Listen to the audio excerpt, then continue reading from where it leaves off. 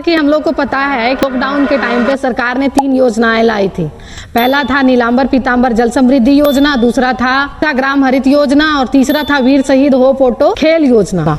जो लॉकडाउन पे लाया गया था उनका ये स्कीम था बेरोजगार बाहर से आए हैं पलायन करके जो अभी गांव पे आए हैं वो बेरोजगार नहीं बैठेंगे, उनको रोजगार मिलेगा, हमारे गांव में हरियाली बढ़ेगी। तीसरा था कि जल संचय का स्तर मतलब जमीनी स्तर घट रहा है वो इसमें बढ़ेगा। तो हम लोग आज इसमें यही देखने वाले हैं कि ये तीनों स्कीम कितने सफलता से लागू हुआ, जो फल देने लायक अभी तक में बने हैं और कितने नहीं बने। किसी को नहीं पता है तो बता दें, ये गड्ढे तब बने हैं चेक करने के लिए भी कोई वैसे लोग नहीं आए या फिर वो पैसे साल बाद इसका क्या परिणाम निकला है या फिर ये योजना उनकी हर योजनाओं के तरफ फ्लॉप ही रही है।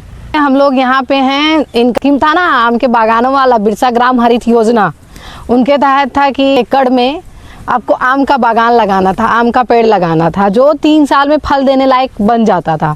उनका ये कहना था कि ये स्कीम के तहत 3 साल में ये फल देने लायक बन जाएंगे ये सारे पेड़ और जो इसका देखभाल करेगा उनको पैसे भी आएंगे योग राशि के रूप में, ताकि ये इसका देखभाल कर सके अच्छे से 3 सालों तक। और अभी देखिए लॉकडाउन को बीते 5 साल हो चुका है, पेड़ जितने दिख रहे हैं ये सारे तैयार मतलब लगभग तैयार हो चुके हैं, लेकिन इसमें से देखिए आप कितने पेड़ हैं जो फल देने लायक अभी तक में बने हैं और कितने नहीं बने हैं। क्योंकि बहुत सारे पेड़ आपको ऐसे दिख जाएंगे जिसमें अभी तक वो फूल आना जिसको मंजर बोलते हैं वो भी अभी तक में से जितने सारे पेड़ हैं उसमें से आधे से अधिक में अभी तक ये फूल भी नहीं आया है। तो एक्सपोर्ट करने की बात तो रहने दीजिए, उसको अपने यूज तक रखेंगे और फिर इसे वो बाहर एक्सपोर्ट कर सकेंगे। तो आप देखो इतने सारे पेड़ों में आपको कहीं कहीं दिखेगा कि इसमें फूल लगे हैं, बहुत कम पेड़ों में ऐसे हैं जिसमें आम लगेंगे।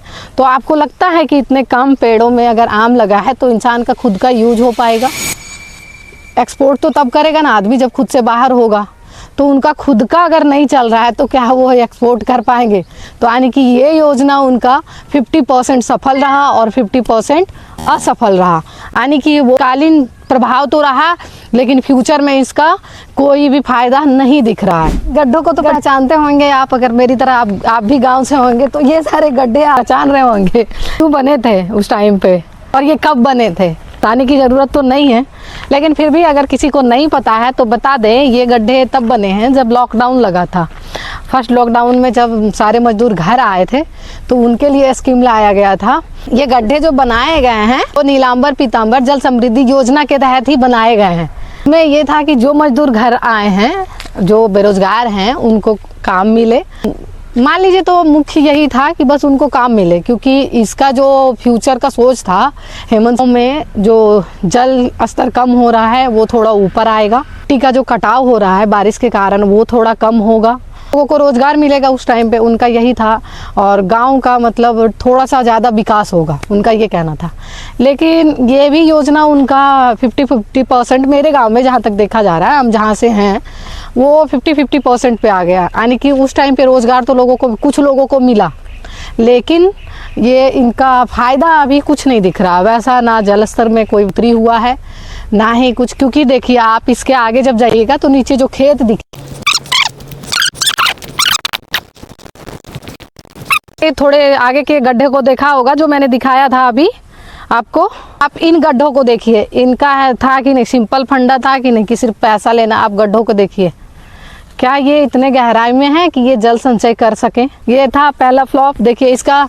और दूसरा ये था कि इसका चेक करने के लिए भी कोई वैसे लोग नहीं आए या फिर वो पैसे ले रहे थे, जिस वजह से वो प्रॉपर चेक नहीं किए, इसके गहराई मापे नहीं। या फिर एक होता है ना कि गहराई मापे नहीं, हम ठीक है इंची टेप लेके नहीं मापेंगे, लेकिन एक चीज़ तो ध्यान रखेंगे कि हाँ अगर गहराई इतनी बोली गई है तो इतना कम है तो हम पैसा कैसे देंगे।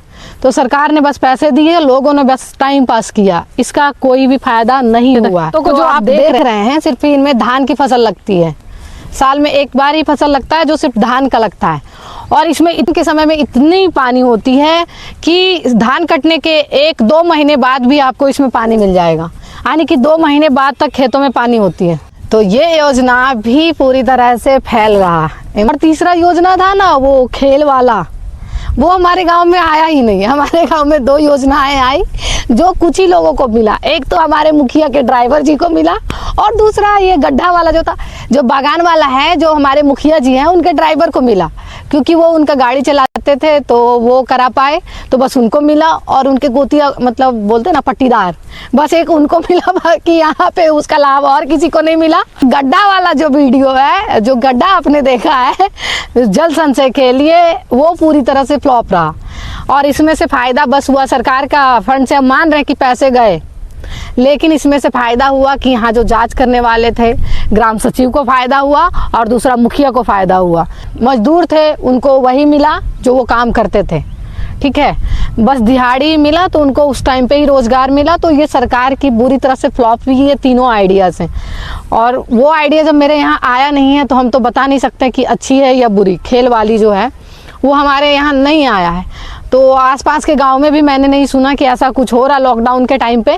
अगर ऐसा हुआ होता तो हम लोग जरूर सुनते। सर्च किया तो बस ये पता चला कि नहीं, खेल योजना भी था जिसमें युवाओं को काम मिलेगा, मतलब युवाओं को आगे बढ़ने का अवसर मिलेगा।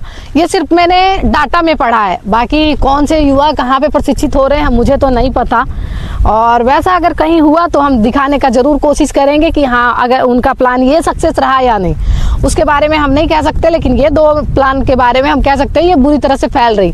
उस टाइम पे बस इतना था कि जब पैसे लगे वो तभी फायदा दिया, बाकी उसके बाद उनका कोई इसमें फ्यूचर नहीं दिखा था। तो हम बोल सकते हैं कि मुख्यमंत्री जी को खुद को और ट्रेंड करने की ज़रूरत है। अभी उनका जो स्कीम होता है उसमें दूरदर्शिता की कमी होती है, वो मतलब दूर की नहीं सोच पाते। मान योजना जैसे बुरी तरह से फ्लॉप रहा है अभी तक के करियर में उनका, तो ये भी उनका, ये दोनों भी स्कीम उनके सारे फ्लॉप ही रहे।